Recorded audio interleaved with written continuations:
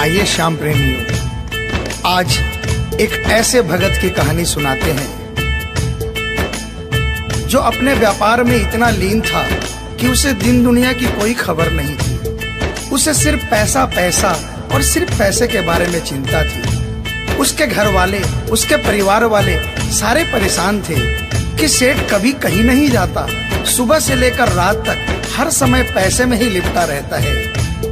बहुत दिनों से उसके इष्ट मित्र उसे कहते थे कि तुम हमारे साथ कहीं चलो, अपने बच्चों को लेकर चलो, लेकिन सेठ कहता इसके लिए काफी समय पड़ा है, अभी मुझे सिर्फ पैसा कमाना है। लेकिन एक दिन कुछ मित्रों ने बहुत जोर दिया कि 2 दिन की छुट्टियां हैं, हम खाटू श्याम जी के दरबार में जा रहे हैं, पूरे परिवार को साथ लेकर हमारे साथ चलो। और सेठ उनको ये बात मना नहीं कर पाया और बिना मन के वो उन परिवार वालों और इष्ट मित्रों के साथ खाटू के लिए रवाना हो गया। रास्ते भर वो अपने व्यापार की बातें करता रहा। उसे खाटू जाने की जरा भी इच्छा नहीं थी। लेकिन जब खाटू पहुंचा और बाबा श्याम के मंदिर में पहुंचा और जब बाबा से नजरें मिली, उसके होश उड़ गए। सेठ के परिवार वाले सारे दर्शन करके बाहर आ गए। वो सिर्फ 1 मिनट के लिए मंदिर में आया, लेकिन घंटों तक बाबा के दरबार में खड़ा रह गया। उसको होश नहीं रहा और वो बाबा की तरफ देखकर आंखें बंद करके आंसुओं की धार बहती रही और वो बाबा से मन ही मन बातें करता रहा। जब परिवार वालों ने उसे कहा कि अब चलना है, तो सेठ ने बाबा से कहा, प्रभु मुझे अब हर महीने 11 को अपने दरबार में बुलाओ। और ये कह करके वो बाबा के दरबार से वापस अपने घर को आ गया। 15 दिन बाद 11 आई। सेठ बहुत से लोगों को लेकर अपने साथ बाबा के दरबार में गया। ऐसे हर 11 को वो खाटू जाने लगे। लेकिन एक दिन जैसे ही वो सुबह 11 को घर से निकलने लगा, मुनीम ने कहा, सेठ जी कहाँ जा रहे हो? सेठ ने कहा, अरे मुनीम तुझे पता नहीं, आज 11 है, मुझे खाटू धाम जाना है।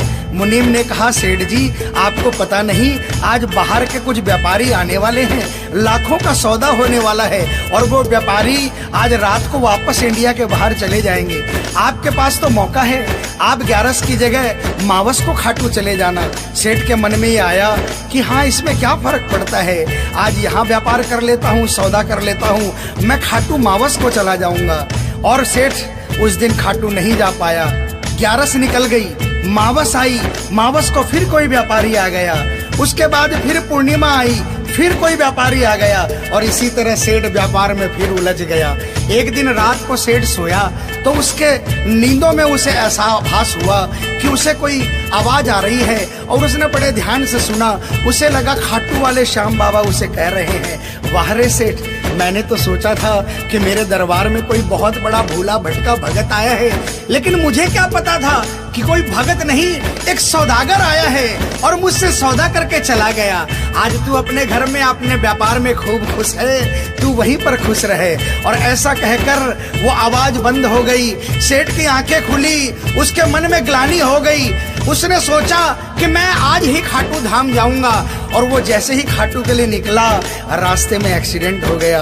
सेठ की दोनों टांगे रह गई। अब सेठ अपने पैरों पर खड़ा नहीं हो पाया और उसके मन की मन में ही रह गई। सेठ बहुत तड़पता रहा। एक दिन सेठ अपने घर के दरवाजे पर बैठा, आंसू बहा रहा कि मेरा बुलावा क्यों नहीं आ रहा, मैंने इतनी बड़ी गलती करी, मुझे बाबा के दरबार से इतनी दूरी क्यों हो गई। इतने में उसके घर के सामने से एक डाकिया निकला।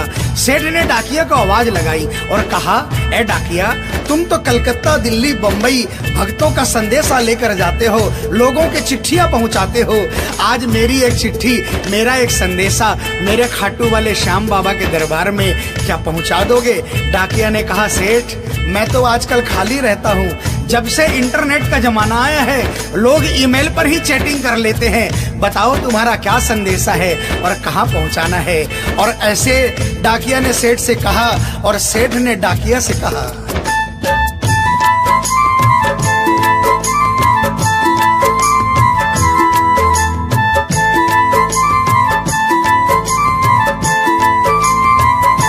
डाकिया जा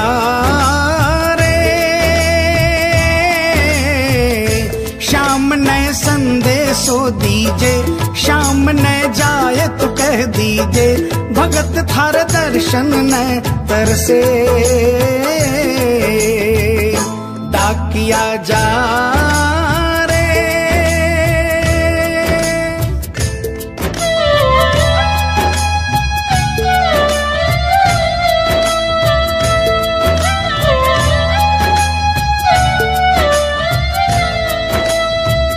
डाकिया ने कहा, सेठ आपका संदेशा तो मैं पहुंचा दूंगा, लेकिन मुझे ये तो बताओ कि आपका संदेशा पहुंचाना क्या है, जहां मुझे संदेशा पहुंचाना है वहां का ठिकाना क्या है। और डाकिया ने कहा,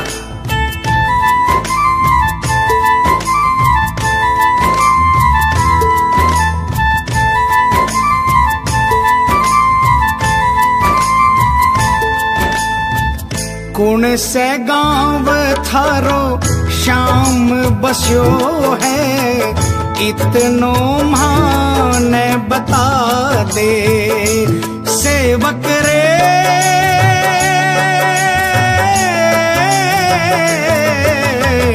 घर तेरे पास है कोई निशानी, माने तू दिखला दे। कैया जानूंगा पहचान, मैं हूँ छोरो अनजान। कैया जानूंगा पहचान, मैं हूँ छोरो अनजान। कैया शाम शु होसी मिलन, डाकिया जा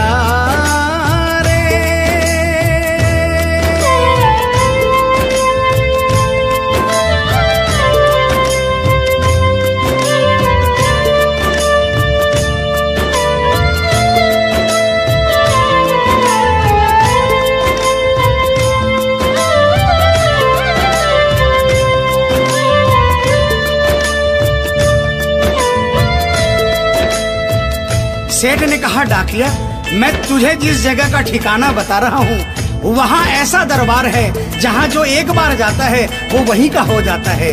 उस दरबार की खासियत है जो वहाँ पर पहली बार जाता है उसके काम बन जाते हैं। सुन वहाँ का ठिकाना क्या है।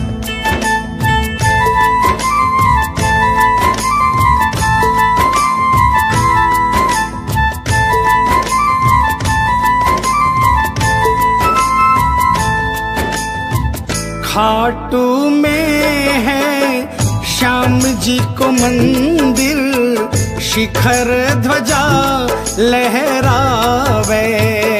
डाकिया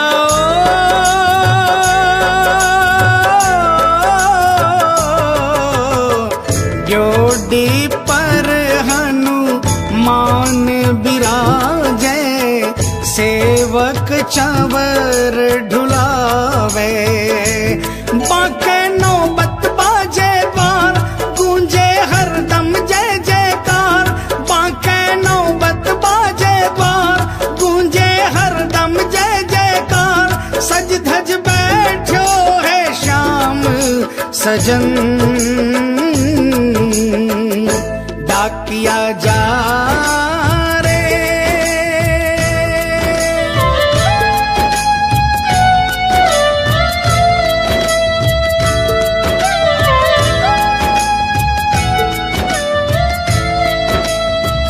डाकिया सेठ जी के यहाँ से निकल जाता है और वो खाटू धाम के लिए प्रस्थान करता है।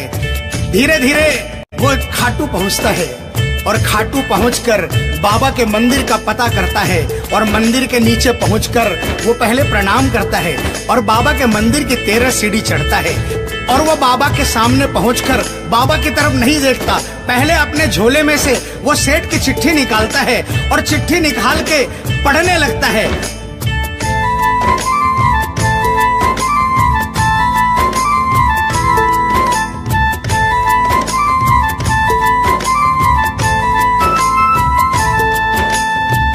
पहुँच गयो दरबार श्याम के, बोलन लाग्यो संदेशो।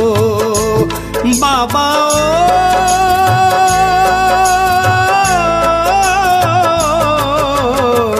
बन बैठो कद श्याम दीवानो, कुछ ना रयो अंदेशो। आखड़ ल्यासू बरसी धार, जैया सावन की फुहार।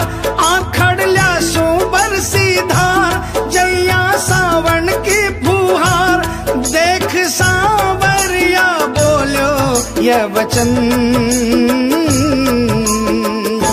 डाकिया जा रे।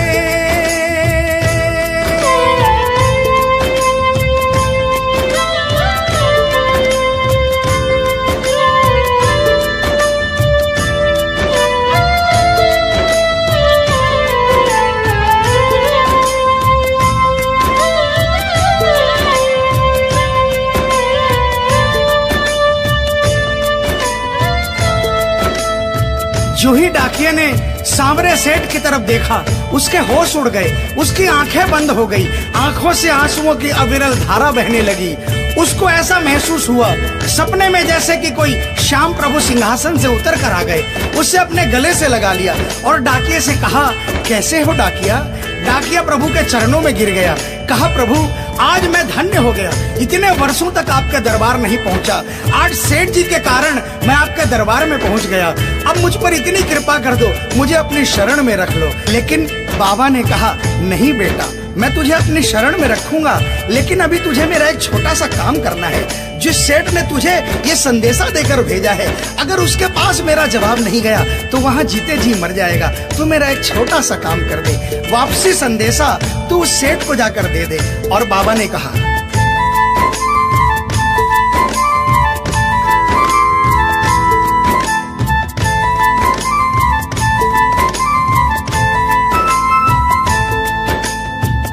कह दीजिए तू जाए सेवक ने तेरो बुलावो आसी। सेवक रे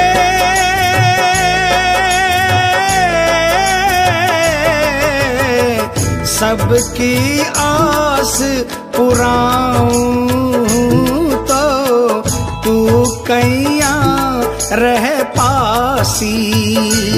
तेरी सारी जानू बात पूरी करशू मन की आस, तेरी सारी जानू बात पूरी करशू मन की आस। पर बढ़ा मेरे कानी कदम डाकिया जा रे। संदेशो सेवक ने दीजे, सेवकिया राह तेरी निरखे। संदेशो सेवक ने दीजे, सेवकिया राह तेरी निरखे। सेवक संदेश ने तरसे डाकिया जा रे।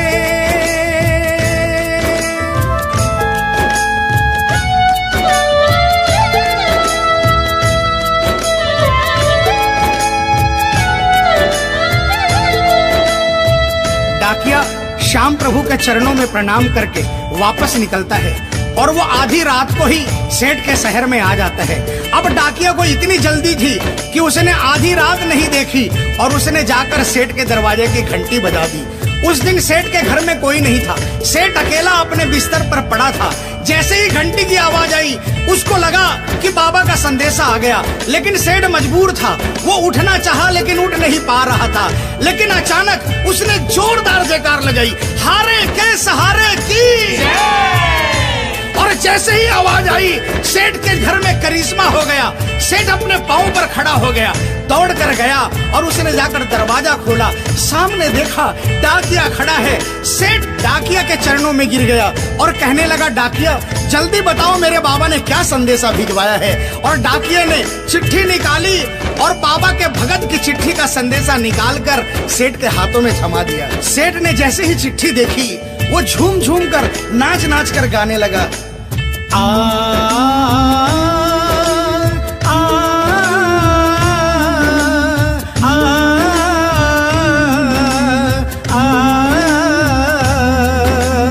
आ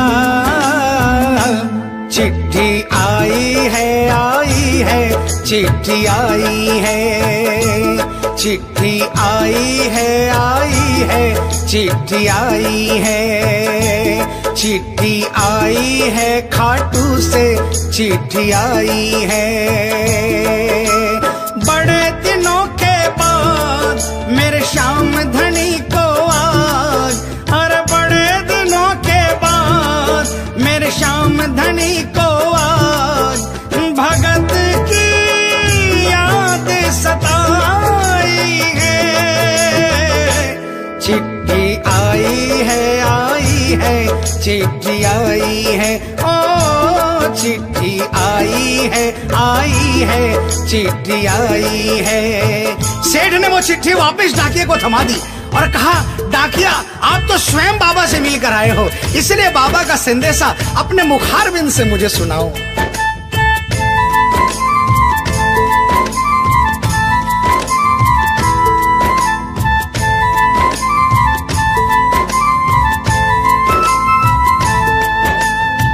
सुन संदेशो सांवरिये को मनड़ो घणो हरसायो। बाबा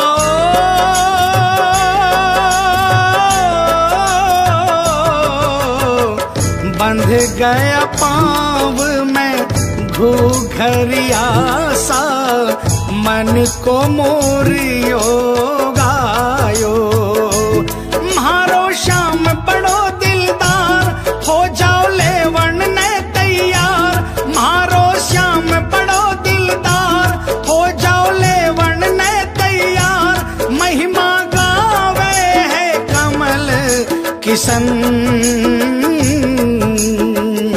क्या किया जाए। आप सभी श्याम प्रेमियों से जो कभी खाटू नहीं गए, जिन्होंने बाबा का नाम सुना है और जिन्होंने नहीं सुना, उन सबसे निवेदन, जो कभी खाटू नहीं गए वो एक बार हमारे बाबा श्याम के दरबार में पहुंचिए। ये वो दरबार है जहां हारे हुए को जीत मिलती है, जहां लोग हार कर आते हैं लेकिन हार कर वापस नहीं जाते, जहां हर हारे का सहारा होता है। चाहे कैसा भी कोई क्यों ना आता हो, बाबा श्याम हर आने वाले को गले लगाता है, उसको काम पूर्ण करता है और उसे खुशहाल करके अपने घर को भेजता है। बोल खाटू नरेश की, बोल हारे के सहारे की।